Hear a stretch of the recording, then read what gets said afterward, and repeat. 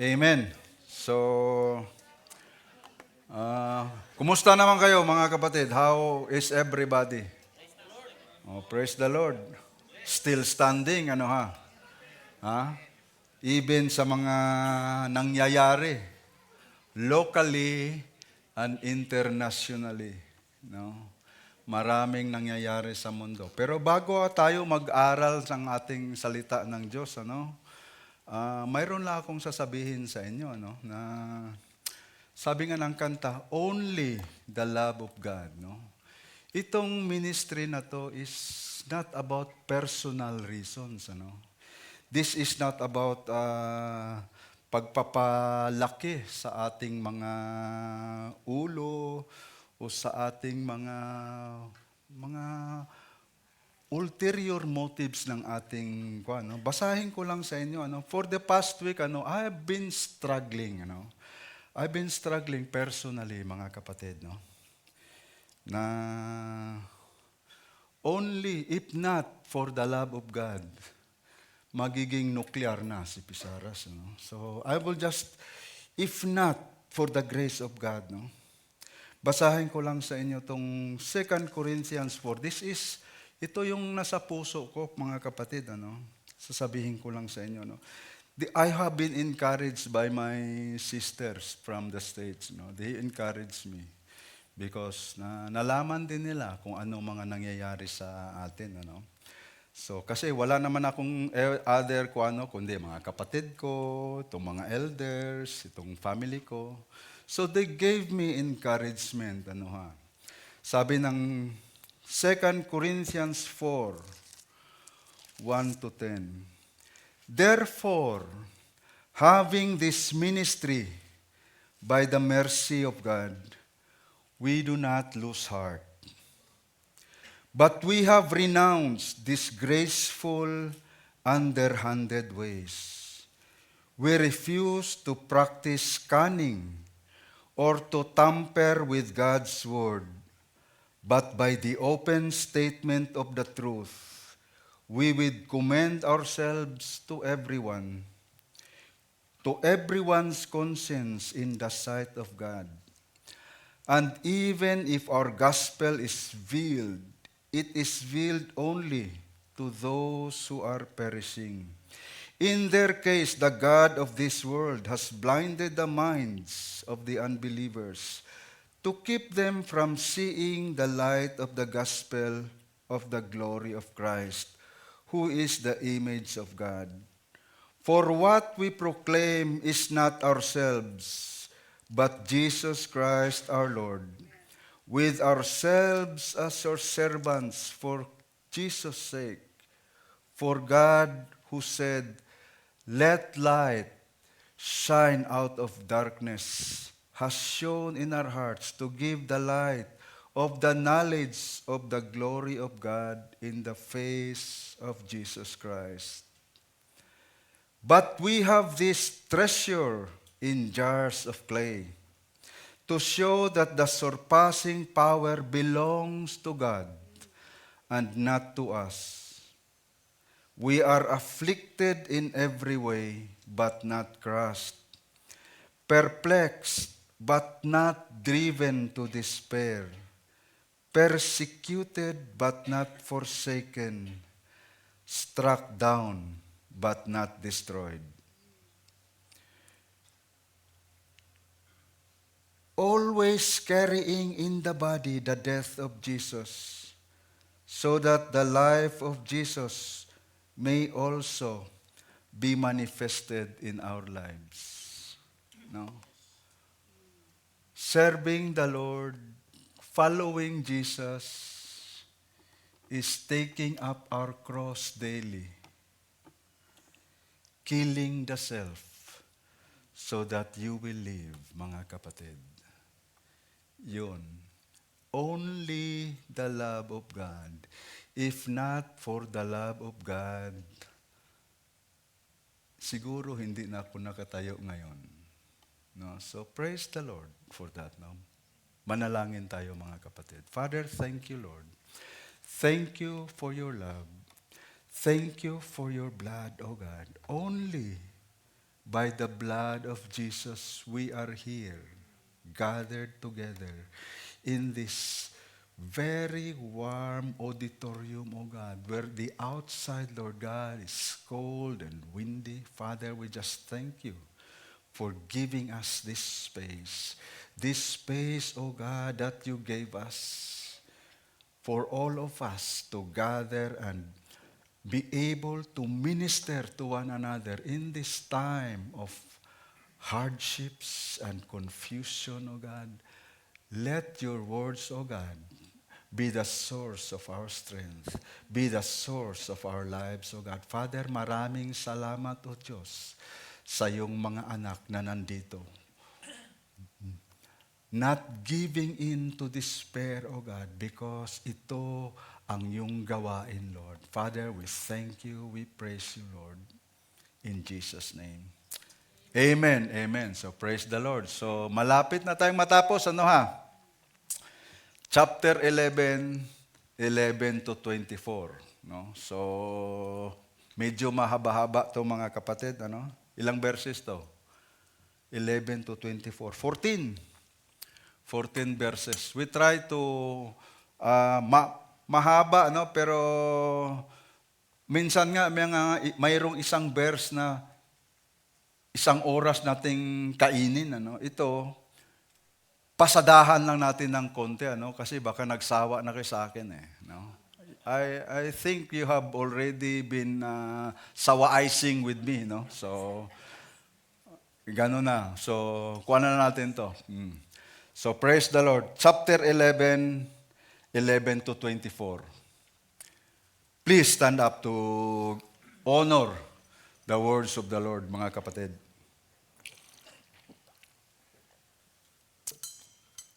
Basahin natin all together, ano? Gentiles grafted in. So I asked, did they stumble in order that they might fall? By no means. Rather, through their trespass, salvation has come to the Gentiles, so as to make Israel jealous. Now, if their trespass means riches for the world, and if their failure means riches for the Gentiles, how much more will their full inclusion mean? Now I am speaking to you Gentiles, inasmuch then as I am an apostle to the Gentiles, I magnify my ministry, in order somehow to make my fellow Jews jealous, and thus save some of them. For if their rejection means that the reconciliation of the world, what will their acceptance mean but life from the dead? If the dough offered as first fruits is holy, so is the whole lump. And if the root is holy, so are the branches. But if some of the branches were broken off, and you, although a wild olive shoot, were grafted in among the others, and now share in the nourishing root of the olive tree, do not be arrogant toward the branches. If you are, remember it is not you who support the root, but the root that supports you. Then you will say, branches were broken off so that I might be grafted in. That is true. They were broken off because of their unbelief, but you stand fast through faith. So do not become proud, but fear. For if God did not spare the natural branches, neither will He spare you. Note then the kindness and the severity of God. Severity toward those who have fallen, but God's kindness to you, provided you continue in His kindness. Otherwise, you too will be cut off. And even they, if they do not continue in their unbelief, will be grafted in, for God has the power to graft them in again. For if you were cut from what is by nature a wild olive tree and grafted, contrary to nature, into a cultivated olive tree, how much more will these, the natural branches, be grafted back into their own olive tree? The words of the Lord, mga kapatid. Hallelujah. Manalangin tayo. Father, thank you, Lord, for your words. So clear, O God. that we, Gentiles, Lord, are just adopted to the original olive tree that you have planted and nourished, O God. We cannot be arrogant, Lord. We cannot have spiritual pride in ourselves because our salvation comes from you alone, O God. Your Son, Jesus Christ, came into the world who was a Jew, Lord God. Father, we cannot just ignore your chosen people, Lord God. But Father, their unbelief, O God, has caused us to be believers, Lord. That your words, O God, has spread to us, Lord. Father, thank you. Maraming salamat, O God, as we study your words. May your Spirit, O Lord God, just give us the humility and once again the wisdom to understand your words. Father, maraming salamat, O Diyos, before anything else is accomplished today. We are so very grateful to give you back all the honor, all the glory, and the praise in Jesus' name. Amen, amen. So, klaro, no? It is very clear from the words of God that we have just read, no? That we Gentiles are just adopted, grafted in, no? So, from last Sunday, we continue from last Sunday, Paul categorically says, has God rejected His people? Hindi, Sabi, no. By no means. Certainly not, no? And he gives proof, no? God has not rejected the unbelieving people Israel, because how can He forget a people whom He foreknew? Yun ang kwento niya. And then He gives an example to Himself. No, Paul, a Jewish believer from the tribe of Benjamin, from the stock of Israel, from the loins of Abraham. I am a believer. God has not rejected His people. That's what His reason is. And then He gives an example from the Old Testament, mga kapatid. Elijah and the 7,000 whom God kept for Himself. Sabi ng Elijah, naalala nyo, Elijah, ako na lang natira, Lord. I am the only one left. They have killed your prophets. They have demolished your altars. And I alone am left. No, Elijah. There are 7,000 whom I kept for myself. That is God's sovereign election of the 7,000, mga kapatid. And then third reason that God has not rejected Israel is at the present time, during the time of Paul, when he was writing the Romans, and even nga until today, there is always a remnant chosen by grace. Verse 5, di ba? Sabi ng Juan, so too at the present time, there is a remnant chosen by grace. So it is very clear that God's promises to His people stand strong, mga kapatid. So, anong lesson mapupulot natin dito? What lesson can we learn? God is absolutely in control. God is not surprised with the events in the whole world, mga kapatid, no? So dito yun sa passage natin, nagsimula naman yung passage natin sa 11, no? Nang natisod kasi yung mga Israeli. They stumbled on the cornerstone, mga kapatid. So Paul is asking, natisod ba sila para sila tuluyang matumba? Na hindi na makabangon? So I asked, Did they stumble in order that they might fall? Nag-stumble ba sila? Natisod ba sila and then nalaglag? Hindi na makabangon? Yun ang tanong eh. By no means. Yung pinakakuan yan eh. That is the most negative na sagot ng Pablo. He used the Greek, the superlative no. Ang ganda nga ng rendisyon ng NASB. May it never be. And then Paul explains that God has a purpose. May purpose yung Diyos sa hindi pagpapaniwala ng mga Hudyo. Rather, through their trespass, salvation has come to the Gentiles so as to make Israel jealous. Ang galing. Nakita niyong galing ng Diyos. Have you seen the beauty of God's sovereignty there, mga kapatid?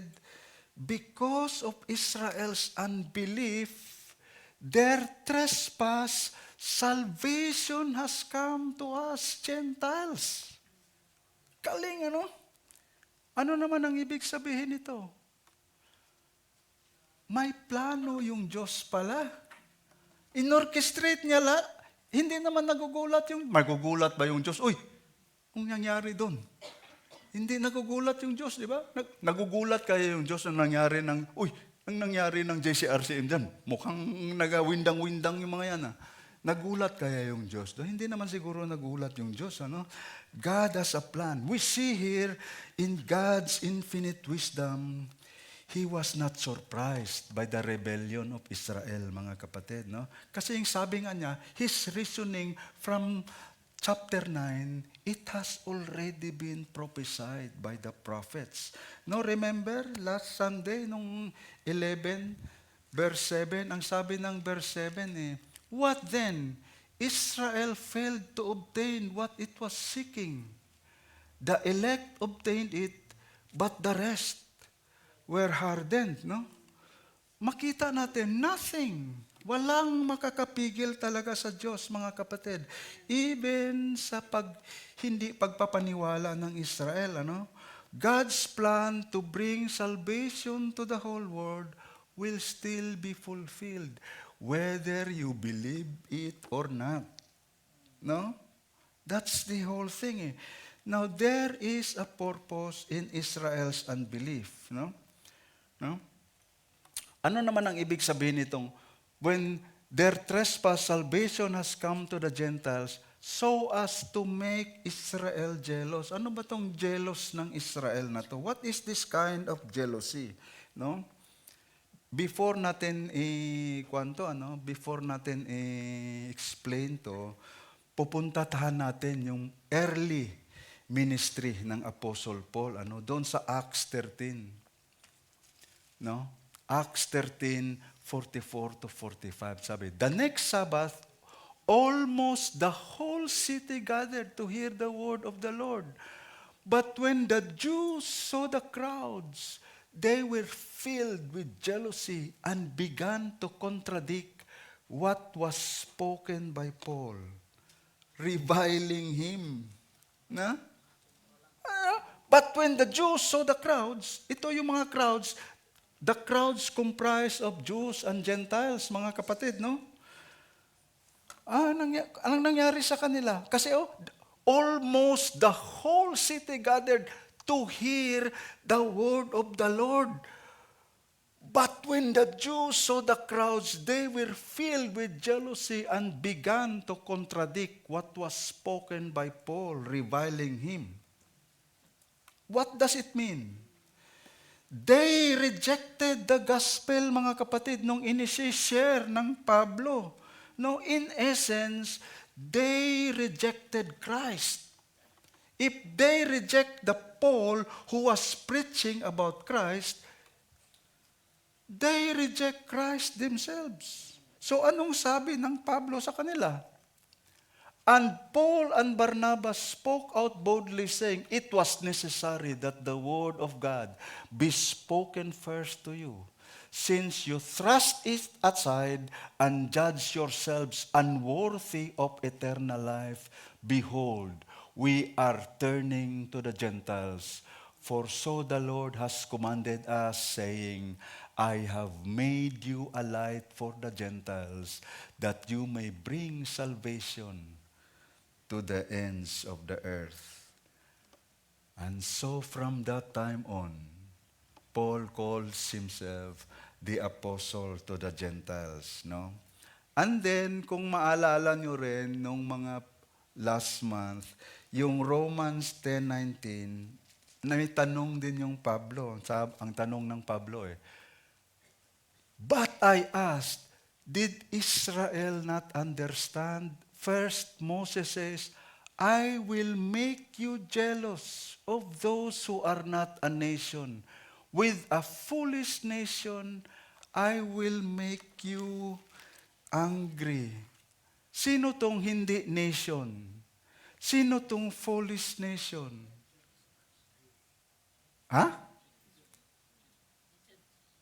Gentiles. This is us, Gentiles. No? Moses says, I will make you jealous of those who are not a nation. We are not a nation of the commonwealth of God. We are a foolish nation because during those times, kung ano-anong santo, yung mga idol, yung mga simba ng mga kuan na yun mga Gentile nations na yun no? We are this.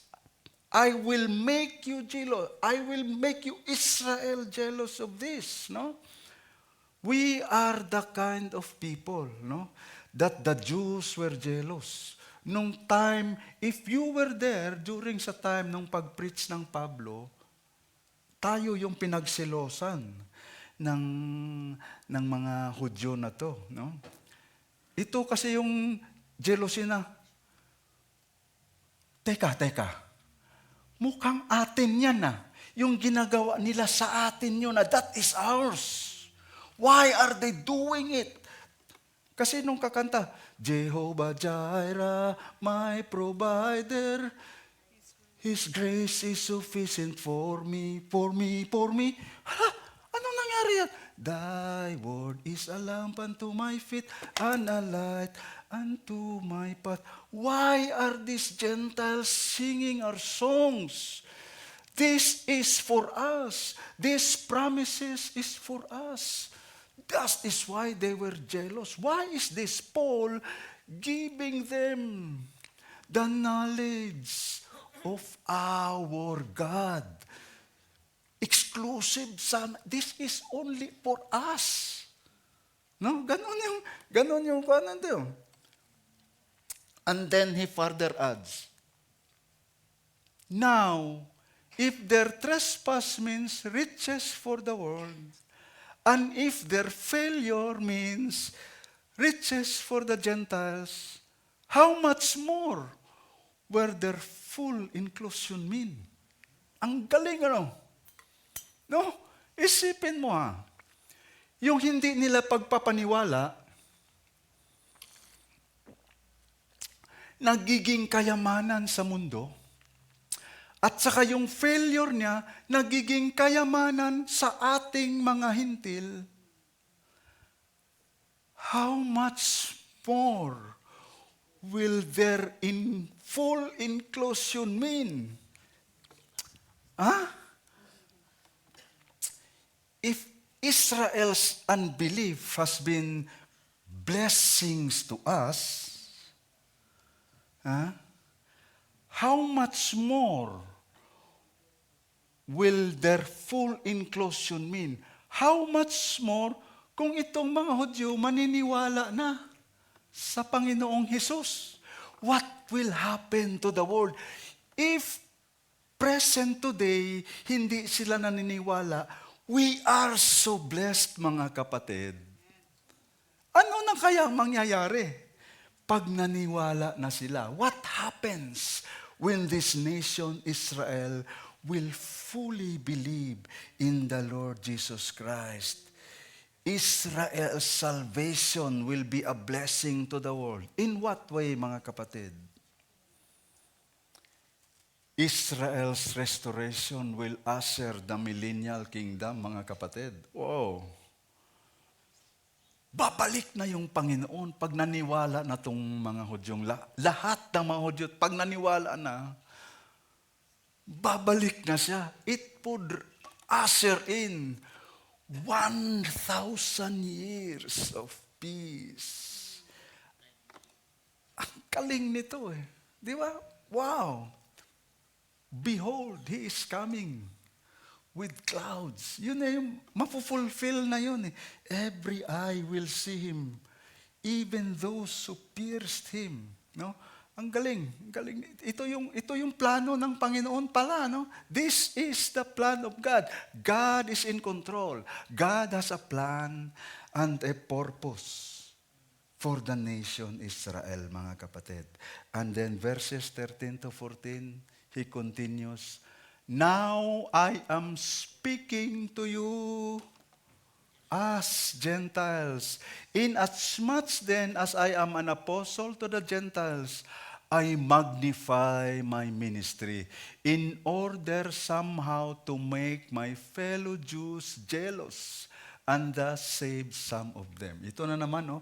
Papainggitin niya, I magnify my ministry. Para itong mga kapwa ko Hudyo, maiinggit na naman. Di ba? Iinggitin. Para maligtas naman sila. And thus save some of them. Hindi lahat eh. Kunti lang, some lang. No, Paul acknowledged, no? Acknowledge niya na apostle na siya sa mga Gentiles. Pero hindi niya kinakalimutan yung kanyang mga kababayan. No, ganun pa rin siya. I magnify my ministry to the Gentiles in order to make my fellow Jews jealous and thus save some of them. Kaya nga sinasabi ko sa inyo, no, if you read the book of Acts, ang Pablo pumupunta palagi sa mga synagogues, nakikipag-usap muna, sinishare yung ebanghelyo sa mga Hudyo. Pag hindi naniniwala yung mga Hudyo, and then he goes to the Gentiles. But always, there are few Gentiles that believe, mga kapatid, no? So, ganun din yan eh. No, parang we might think na unique the ministry of the Apostle Paul is unique. No, very unique. Apostle to the Gentiles. No? But, ang kwan nga dito is, it is not unique. The Apostle Paul's ministry is not unique because Israel was called by God to proclaim the gospel to the nations. Iyon yung kwan nila, kayo, because of you, the whole world will be blessed. Pero hindi naniwala eh. Hindi naniwala. So, Paul was the one proclaiming the gospel to the nations. No? No? Ang sinasabi ng Pablo, in essence, ginagawa ko lang, I am just doing what a faithful Jew is supposed to be doing. Kasi they were supposed to proclaim the gospel to the nations if they have believed. But they didn't believe. They killed him. They rejected him.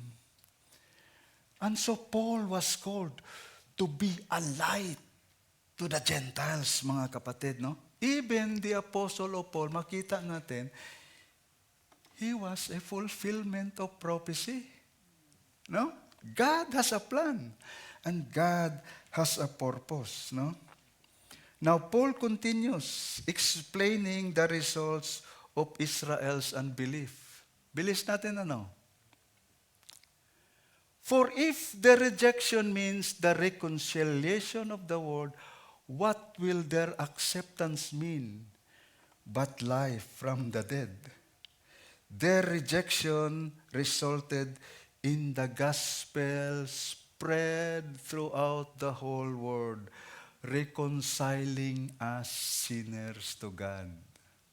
No, sabi, for yet when we were sinners, Christ died for us. We have been reconciled by faith, we now have peace with God. Yun ang no? So, ang tanong anong tanungan niya? For if the rejection means the reconciliation of the world, parang binalik yung tanong kanina, what will their acceptance mean but life from the dead? The Jews today, they are fighting for their survival. They are like so dead. That's why they are always in fighting mode. Fighting mode sila because they think 1940s, 6 million of them dead. They were so murdered, mga kapatid. Even then now, they seem like they are dead as a nation. That's why they are fighting for their survival, mga kapatid, no?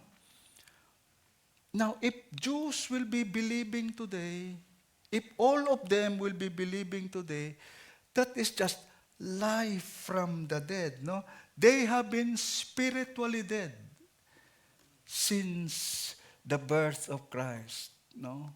They rejected it. They rejected the Messiah, no? Now, what will happen if they accept the Lord Jesus Christ? They will become a nation again. The whole world will look upon them. Oh, let us go to Mount Zion, the mountain of the Lord. There we will sing. Iyon na yung di ba? Yung millennium yun, di ba? Yun ang sinasabi kanina, no? Life from the dead. There will be peace in Jerusalem. There will be peace in Israel. No more wars. Ang ganda. Ang ganda. Ngayon nga, pagpunta mo sa Israel, kahit naggera yun, you will feel something. Ano na kaya kung yung Diyos na, yung maghari? That is life from the dead, no? Now, Paul gives an example. Bakit God cannot reject Israel completely? If the dough offered as first fruits is holy, so is the whole lump. And if the root is holy, so are the branches. If the dough offered as first fruits is holy, so is the whole lump. Saan naman kumuha ng Pablo ng style na to? Ano naman tong dough na to? Offered as first fruits is holy. Anong dough? Tinapay, no? Tinapay. Where is this dough offering coming from, no? Mabasa natin to sa mga Leviticus 2, grain offerings, and Numbers 15, as specified in the law of grain offering. Basahin natin ng kaunti para maintindihan natin kung ano to yung dough na to, no? Numbers 15:19 to 21. And when you eat of the bread of the land, you shall present a contribution to the Lord. Of the first of your dough, you shall present a loaf as a contribution, like a contribution from the threshing floor. So shall you present it. Some of the first of your dough you shall give to the Lord as a contribution throughout your generations. You shall give to the Lord. You consecrate to the Lord as a contribution, like a contribution from the threshing floor. When you contribute to the Lord, you set something apart for the Lord. Holy, sweet, and pleasing aroma to the Lord. That is holy, right? Yun ang kuwan yan eh. Itong mga tinapay na to, these were given to the Levites, to the priests who don't have land, they don't have occupation because they cannot work because their work is only for the tabernacle, and then later on, doon sa temple. This is their offering to the representatives of God, no? Now, before any bread was eaten, pagpasok nila ng Canaan, this is the instruction of God given to Moses, na before kakakain, before a family will eat their dinner, every harvest, there is a special portion. A first piece of the dough was offered, consecrated and presented to the Lord, no? portion lang. Kung malaking dough, kunti lang, offered to the Lord yung first of the dough, the whole lump is now consecrated. You shall present a loaf as a contribution, like a contribution, galing pa nga from the threshing floor eh. Galing sa buong harvest yun eh. So, that small dough represents the whole harvest nila. No? So, that is holy. No? The whole lump of dough is considered holy. And then, nagdagdag pa ng Pablo. And if the root is holy, so are the branches. Sino ba tong first fruits ng dough? Sino ba tong dough offered as first fruits? At sino naman tong mga root is holy? So are the branches. No? Hello? Paul's use of this example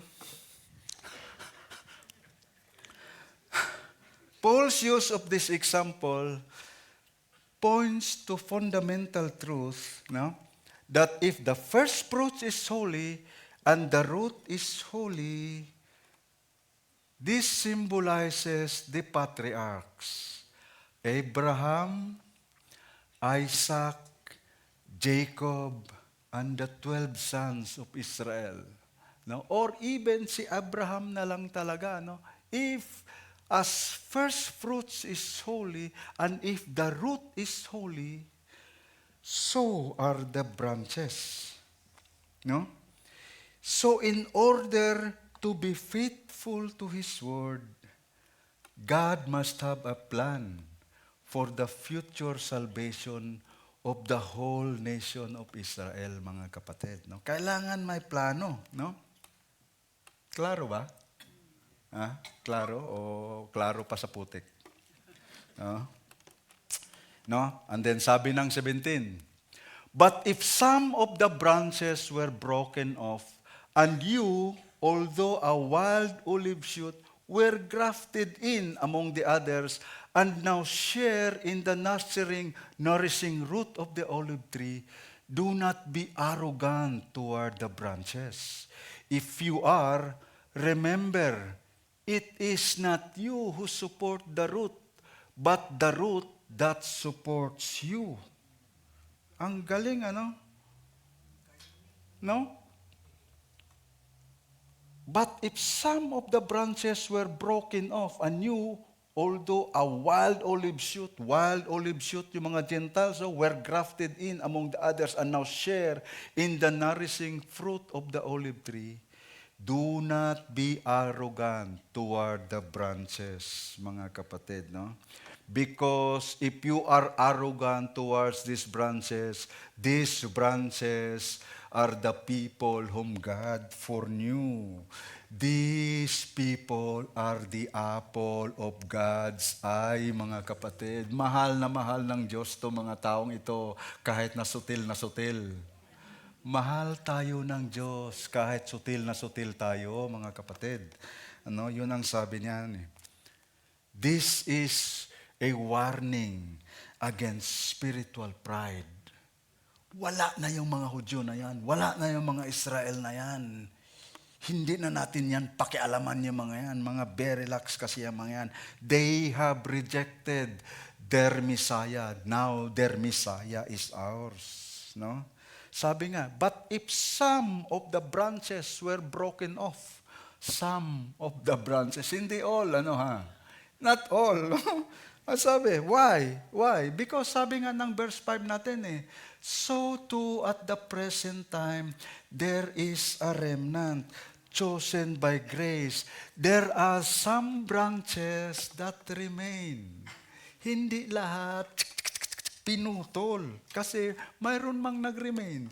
Mayroon mang remnant. No? So we Gentiles are reminded that you, me, although a wild olive shoot, were grafted in among the others and now share in the nourishing root of the olive tree.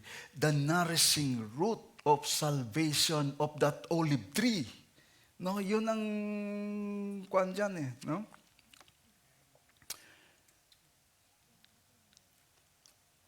So, Paul is warning them. No? Because ngayon, ang daming mga Kristiyano.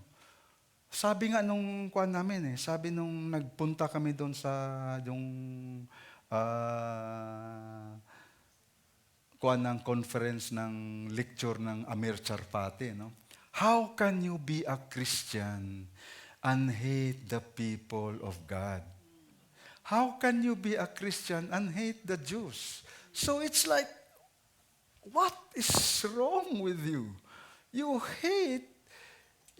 say you are a Christian, but you hate His people. You hate the people of God. It cannot be. Baruan. Hindi po pwede sa mathematics yan eh. No? So Paul is warning against spiritual pride. No? Then you will say, branches were broken off so that I might be grafted in. Yes, that is true. They were broken off because of their unbelief. But you stand fast through faith. So do not become proud, but fear. No? Ang sabi ko nga sa inyo the world is hating the Jews for no apparent reason. Anti-Semitism, mga kapatid. No? And the sad thing, pati mga Kristiyano. No? They are trying to replace Israel. The church, they say, is now the new Israel. That nation Israel there in the Middle East is just nothing. Wala yan sila eh. They are just mga kuwan na lang yan eh. Hindi mga dugong bughaw yan eh. They're not even full-blooded Jews. No, we are now replacing that nation Israel, mga kapatid, no? Ang kuwan nga ngayon hindi nabalitaan niyo ba yung parang invasion, migration doon sa Spain? Ang sinisi nila yung mga Hudyo eh. They blame the Jews for that chaos migration, no? The whole world, the world's problem is blame on the Jews, responsible for the world's problems. Israel has truly become the world's Jew. August 20 lang to, mga kapatid, Harbinger's Daily. World News, biblically understood. 20, ano ba to? 23, that is August 20. Do not become proud, but fear. As Christians, mga kapatid, we must love Israel. We must love the Jews. That's why, when I saw a full-blooded Jew, hindi pwedeng hindi ako magpa-picture eh. I have a picture, no, with the full-blooded Jewish believer. No?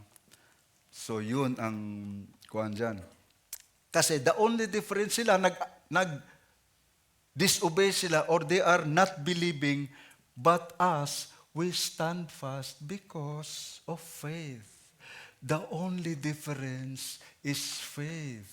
The only difference is we were given grace, mga kapatid, di ba? So do not become proud, but fear. Ano naman to? Fear what? What do we fear? For if God did not spare the natural branches, neither will He spare you. Huh? Antindi nito eh. Maganda sa Tagalog eh. Sapagkat kung nagawang putulin ng Diyos ang mga likas na sanga, magagawa rin niya kayong putulin. Paita! Ha? Anong ibig sabihin nito? Anong ibig sabihin ba nito? Ibig sabihin nito, makuan tayo, mawindang tayo, no? Ibig sabihin, yung mga natural nga na sanga, no, pag hindi sila naniniwala pinutol sila Pinutol sila, na hindi sila nag-believe Ano na lang kaya? Ano na lang kaya yung mga hindi talaga legit na sanga? What would happen to those na hindi mga likas na sanga? Magagawa rin niya tayong putulin, no? No? Kaya, no? Kaya, kailangan tayo, kaya nag-aaral tayo ng doctrines, mga kapatid, no? Because these are the foundations of our faith, mga kapatid, no? Kasi, ang kwan nga dito there are so many so-called Christians, no? Christian churches ko, no? But are they really Christians, no? Do they really believe the whole counsel of scriptures, mga kapatid? Are they really believing itong sinulat ng Biblia na to, no? Even some of us, no? We are so easily quoting John 3:16. That is our favorite verse, mga kapatid. But sometimes it is so hard for us to believe Romans 9-11. Ano ha? It is so hard for us to believe, no? So anong sabi next ng Pablo? Note then the kindness and the severity of God. Severity towards those who have fallen, but God's kindness to you, provided you continue in His kindness. Otherwise, you too will be cut off. Galing, ano?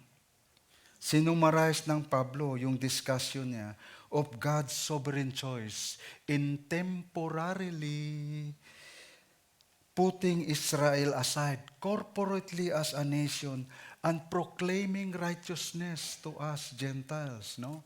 Note then the kindness and severity of God. Ano yung severity sa Tagalog?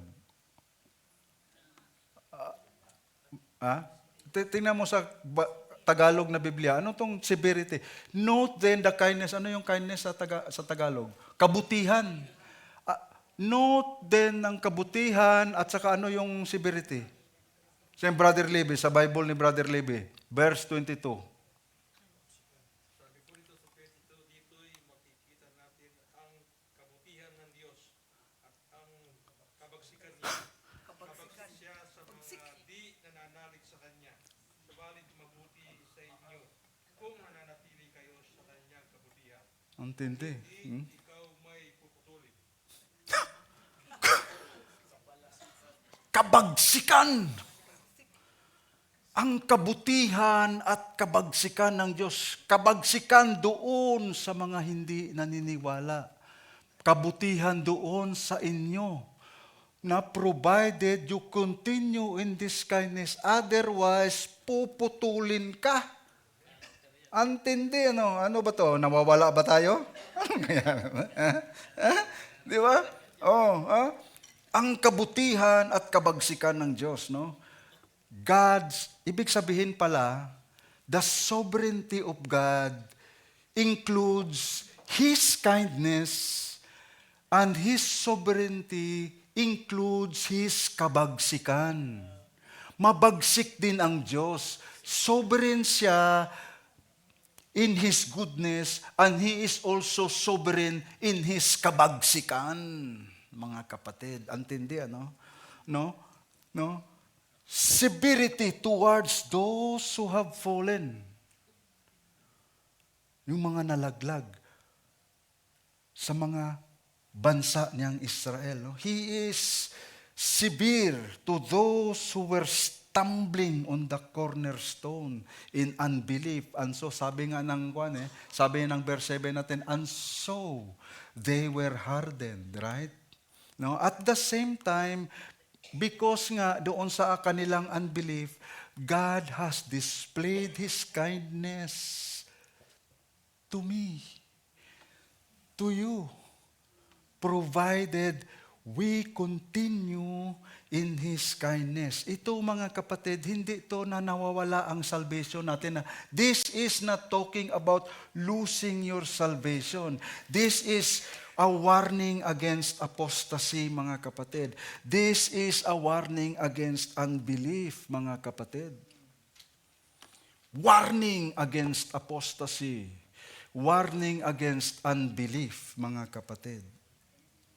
Ano tong apostasy? Ano tong mga Christian religions na trying to be Christian but wala namang Christ, mga kapatid? When affirmation replaces transformation. No? August 20, 2026, something profound has happened inside portions of American Christianity.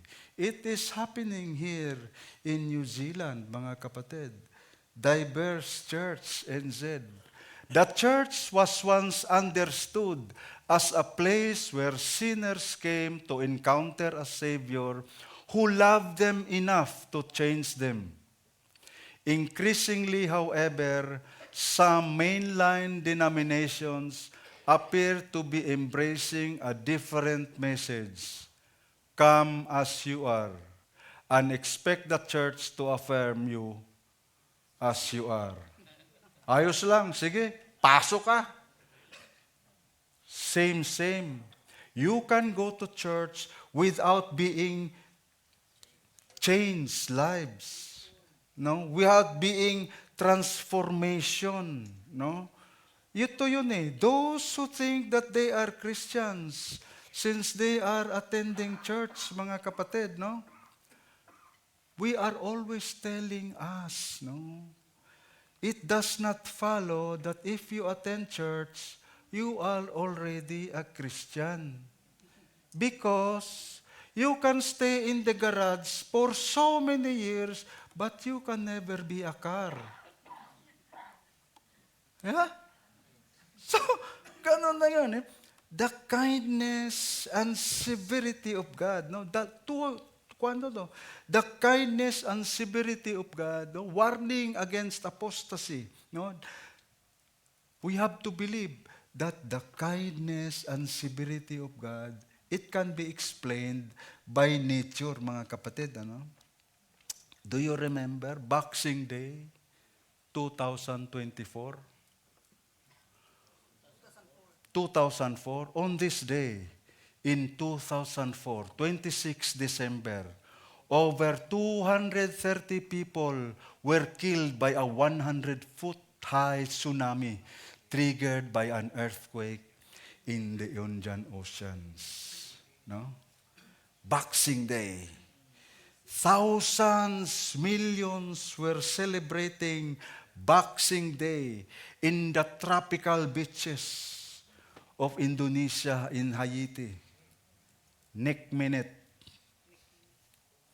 over 230,000 people were killed, mga kapatid. The severity of God in nature, the sovereignty of God in His severity, mga kapatid.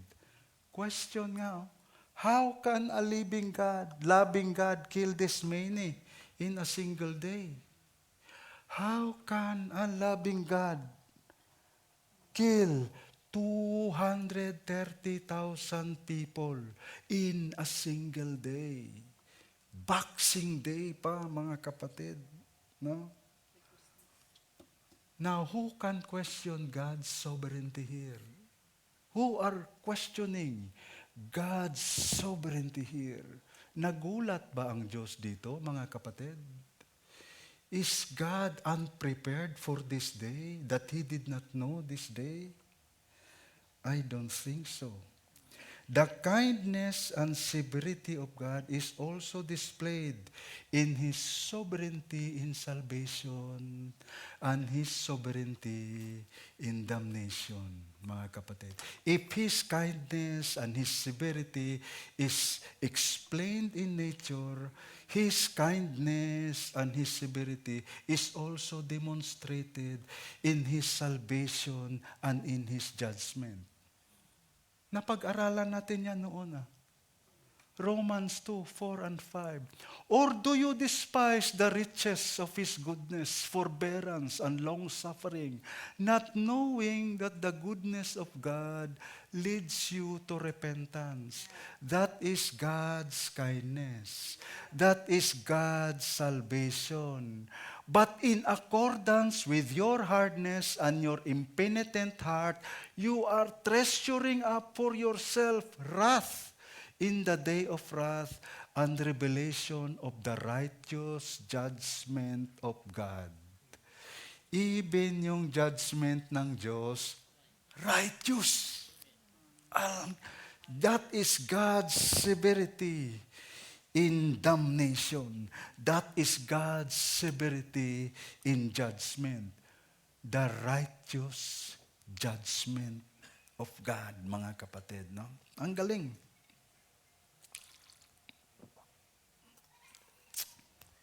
Now, tapusin natin, 22,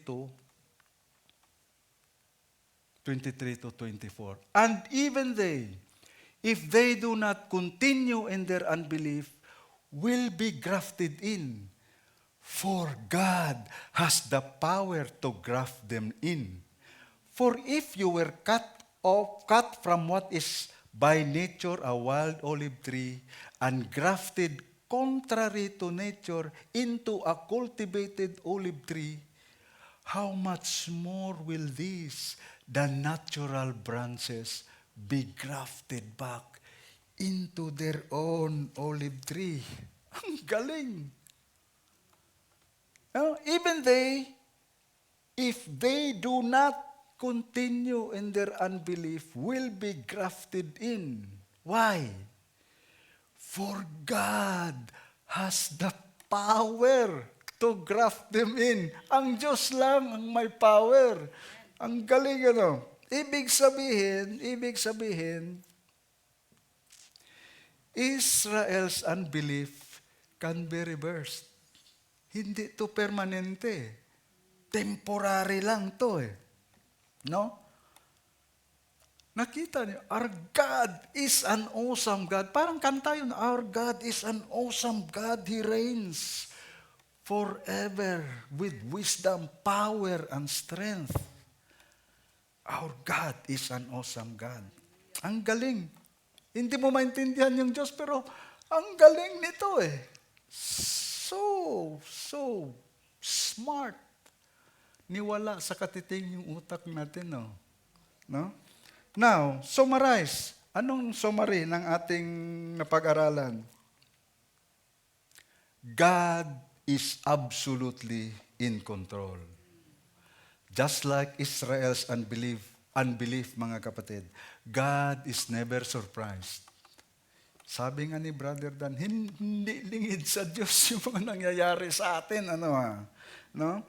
In the seeming random events of the universe, God is never surprised. Di ba sa yung nakuan mo yung nag-usap nga kami ni Brother Jendel, there is no random thing in the universe. Di ba yung naggagano ng dice? Dice, di ba?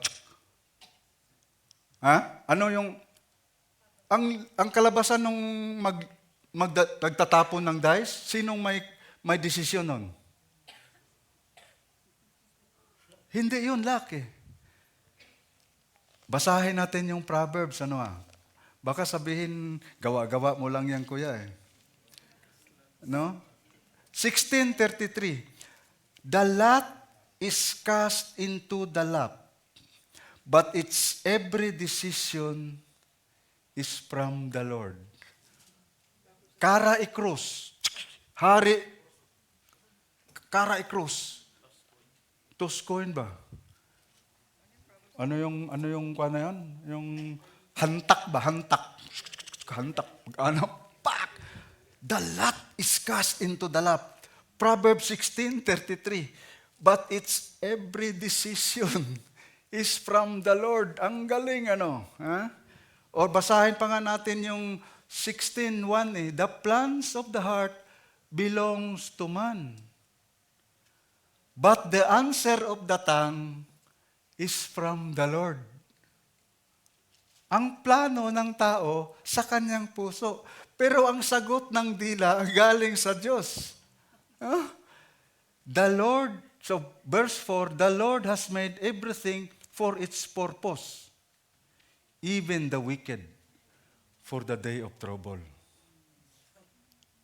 Huh? The Lord has made everything for its purpose, even the wicked on the day of trouble. Kaya, kahit itong nangyayari sa atin, mga kapatid, God is in control. Hindi lingid sa Panginoon ang nangyayaring ito, mga kapatid. Hindi nagulat yung Diyos. No? Walang random dito sa mundo, mga kapatid. No? No, so ganon. Number 2, no? God has a plan. What's the plan? Ano yung plano ng Diyos? The plan is to seek God's wisdom, mga kapatid. No? The plan is to seek God's glory. The plan is to live in obedience to God by the power of the Holy Spirit. The plan is to run with endurance the race that is set before us. The plan is to look upon Jesus, the author and perfecter of our faith. The plan is to believe the whole counsel of God revealed in His Word, mga kapatid. God is absolutely in control. God has a plan. Ang sabi ko nga sa inyo kanina if not for the love of God, pisaras has gone nuclear. Wala na to pasabugin na natin to Hindi random na nag-aaral ang bondservants ng Book of James. Mga kapatid, it's not random. Akala lang random But when that thing happened to me, mga kapatid, our verse of scripture was James 4, 1 to 3. Para akong kinuryente, mga kapatid I was about to go nuclear. The Pisaras, the warrior Pisaras, parang yung scientist, 'di ba, na nagiging Incredible Hulk. 'Di ba? Parang pag mong galitin si Pisaras pag galitin mo si Pisaras para maging Incredible Hulk Pero it is not random that we were studying the book of James. What causes wars and fights among you? Is it not your passions for pleasure that war among your members? Boom! Parang tinubo si Pisaras knock out, bugbog, parang ganon What causes wars? What causes fights? No? It is there. It is yourself, mga kapatid. Yun ang, kaya nga hindi random yan, Now, number 3, warning against spiritual pride. There is no room for spiritual pride dito sa ating kaligtasan, mga kapatid, We are all sinners that deserve damnation in hell. Lahat ng tao, default, everybody goes to hell. We must remember that it is only by God's grace and mercy that we are not consumed by His wrath. Alam ko, some of us are still struggling, dito sa absolute sovereignty of God. Huwag niyong confusein yung mga sarili niyo, mga kapatid. Kasi pwede tayo magkaroon tayo ng spiritual pride Hindi ka na, wala ka na Sabihin mo lang, basta ako, naniniwala na ako. Hindi na ako, wala na ako dyan No? Hindi mo parang maisip, no, na God has mercy on whomever He wills and He hardens whomever He wills. Parang hindi natin matanggap, no, na yung Diyos nakikialam sa buhay natin, ano? Do not be confused, mga kapatid. You center the sovereignty of God at the foot of the cross, mga kapatid. No? Remember, hindi mo it is so, mababaliw ka pag intindihin mo yung sovereignty of God. It will gone you crazy. Kasi ito nga ang Israel, dapat sila dapat ang nagpo-proclaim, hindi nila nagpo-proclaim. Hinardin sila, pero ang Diyos pa rin, gagawa pa rin ang paraan yung Diyos sa kanya. You really cannot kuha ng utak ng Panginoon No? Ulitin ko, ano? In the doctrine of the sovereignty of God in salvation, you center your theology at the foot of the cross. Huh? Why? Remember, those like almost 2 days, maybe hindi pa 24 hours, kasi nagsimula ng Thursday night. It's Thursday night and then he died 3 o'clock. So, palagay natin 9 to 3. It is just about how many? 18 hours, mga kapatid. In those horrible event, no? In the history, the most horrible event in the history of humankind. Ang desisyon ng Judas, ang desisyon ng Caiaphas, ang desisyon ng Sanhedrin, ang desisyon ng Pilato, ang desisyon ng mga sundalong Romans, ang desisyon ng mga tao, crucify him, ang desisyon nila na nagsisigaw, Barabbas, Barabbas. No? Pinako ang Diyos sa krus. Pinainom ng suka. Dinugsak. Ano yung dugsak sa Tagalog? Tinusok sa tagiliran. No? Those few horrible hours, mga kapatid, no? That was the climax of the most horrible event. No? The most horrible crime that sinners performed in this planet, killing the Son of God. Pinatay yung anak ng Diyos.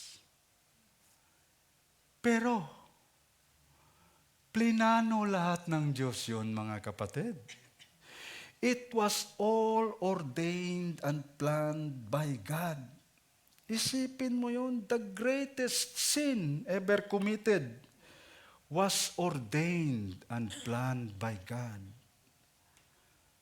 Doon ko sinisentro yung sovereignty ng Diyos, mga kapatid.